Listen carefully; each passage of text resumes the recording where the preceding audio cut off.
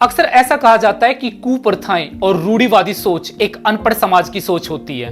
लेकिन भारत की विडंबना देखिए, दहेज जैसी कुप्रथा ये एक ऐसी सोच पढ़े लिखे समाज की सोच है जहां पर IAS, IPS, doctor, engineer, professors और बहुत सारी और कई प्रकार की डिग्रियां और यहां तक कि हाई सैलरीज। हाँ, ऐसी समाज में दहेज प्रथा जैसी सोच का चलन है। क्या शिक्षा ने हमारी सोच को बदला है या सिर्फ डिग्रियों का जमावड़ा किया है? वीडियो के अंत तक बने रहिए, क्योंकि वीडियो के माध्यम से हम आज ये समझने वाले हैं कि दहेज प्रथा आखिर ये है क्या, ये कब शुरू हुई, क्या हमारे ग्रंथ, क्या हमारे काव्य, महाकाव्य या पुराणों में इसका जिक्र है, इसके ऊपर जो भारत के अंदर कानून है वो क्या कहता है, और सबसे बड़ा और सबसे अहम सवाल, क्या सच में जो योग्य, पढ़े लिखे और सरकारी नौकरी वाले लड़के हैं, क्या सच में उनका रेट लगता है? तो वीडियो के अंत तक हम ये चीज सभी समझने वाले हैं, तो वीडियो को स्किप मत कीजिए, क्योंकि ये एक अपने आप में बहुत ही महत्वपूर्ण वीडियो बन जाती है। तो हम सबसे पहले समझते हैं आखिर दहेज है क्या। दहेज और स्त्री धन, इन दोनों में गलतफहमी है। अक्सर लोग इन दोनों को एक ही समझ लेते हैं, जबकि दहेज और स्त्री धन दोनों अलग अलग हैं। जब पहले विवाह के टाइम माता पिता अपनी पुत्री को अपनी खुशी, अपनी मर्जी से कुछ उपहार भेंट करते थे, तो उसको स्त्री धन कहा जाता था। यह स्त्री धन इसलिए दिया जाता था ताकि बेटी को आर्थिक रूप से मदद मिलती रहे और भविष्य में कुछ उसका इस्तेमाल कर सके। और ये ऐसा माना जाता था और ये परंपरा थी कि उस स्त्री धन के ऊपर सिर्फ उस महिला का अधिकार था, ना तो उसके पति का, ना उसके ससुराल वालों का। लेकिन जब इस उपहार की मांग में परिवर्तन हो गया और जब मांग के ये उपहार लेने लगा, तो आज के आधुनिक दौर में इसको दहेज प्रथा कहा जाने लगा। जी हां, अब हमारा यह सवाल है, क्या ये पहले से हमारी संस्कृति के अंदर या हमारे ग्रंथों के अंदर इनका जिक्र है? तो हम इसको समझने के लिए अपने ग्रंथों का जिक्र करते हैं। हां, हमारे ग्रंथ महाकाव्यों के अंदर विवाह और उपहार लेने वाली संस्कृति का जिक्र जरूर है। जैसे कि राजा महाराजा आपस में उपहार और भेंट दिया करते थे शादी के दौरान।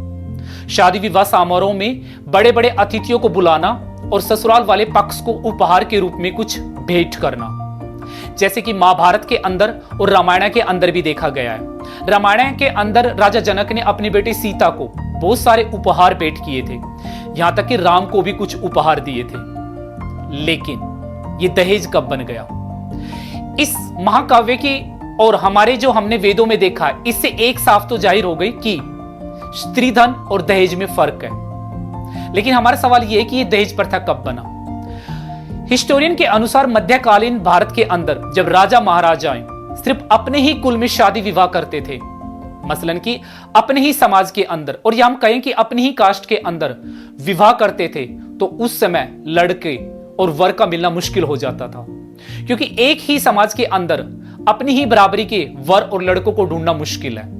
तो उस समय राजा महाराजाओं अपनी समाज के अंदर प्रतिष्ठा बचाने के लिए उपहार भेंट में दिया करते थे, या फिर मांग लिया करते थे, या मांग के दिया करते थे। जैसे कि ज्वेलरी दे देना, बड़े बड़े राजपाट महल दे देना, बड़ी जमीनें दे देना, इस तरह के उपहार दे दिया करते थे।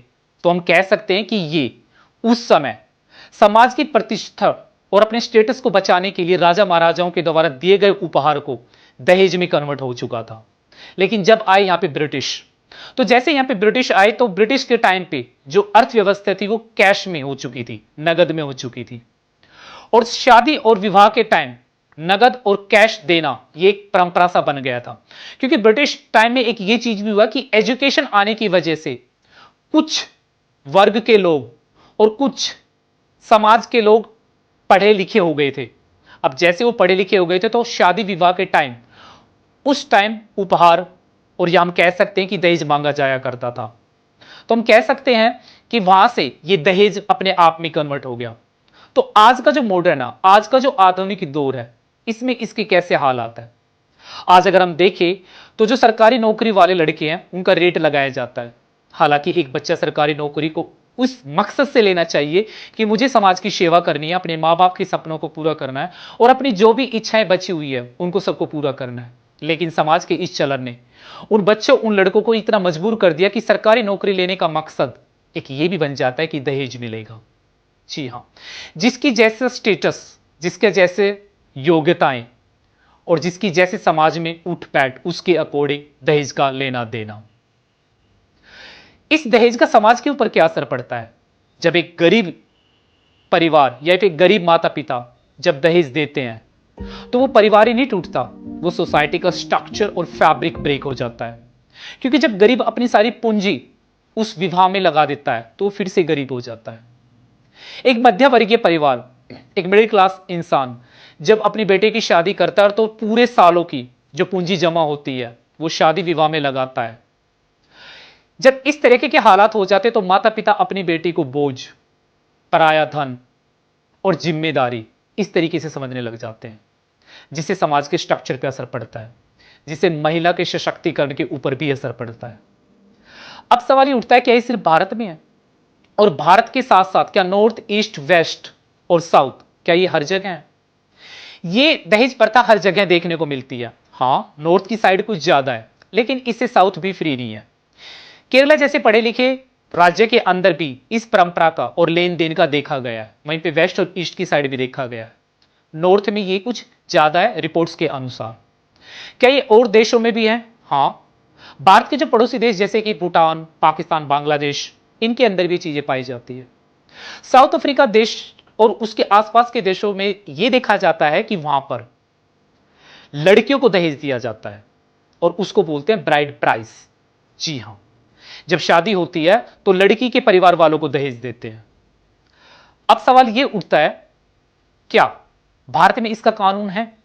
जी हां, भारत के अंदर 1861 डाउरी प्रोहिबिशन एक्ट के अनुसार दहेज को इस तरीके से डिफाइन किया गया कि कोई भी उपहार या कोई भी भेंट मांग कर लेना या देना वो अपने आप में कानूनी अपराध है। मतलब ना तो हम दहेज को ले सकते हैं, ना दे सकते हैं, ना मांग सकते हैं।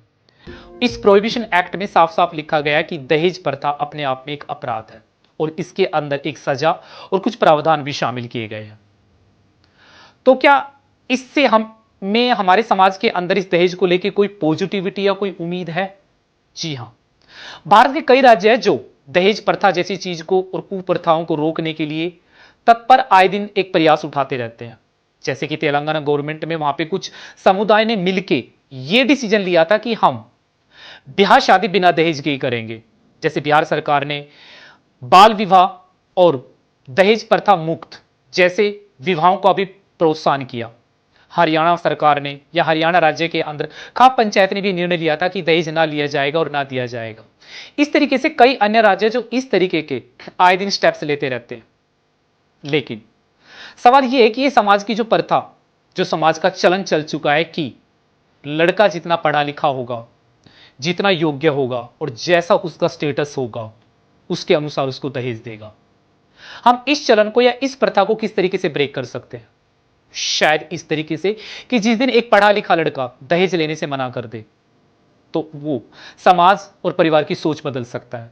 जब एक लड़का ये महसूस करने लगे कि मैं अपने आप में सक्षम हूं तो शायद समाज भी अपने आप में सक्षम बनने की कोशिश करेगा। कमेंट बॉक्स में आप जाके राय बताइए कि इस कुप्रथा को, इस रूढ़िवादी सोच को किस तरीके से खत्म किया जा सकता है। और कमेंट बॉक्स में जाके यह जरूर लिखिए कि दहेज चाहिए या सम्मान। सम्मान शब्द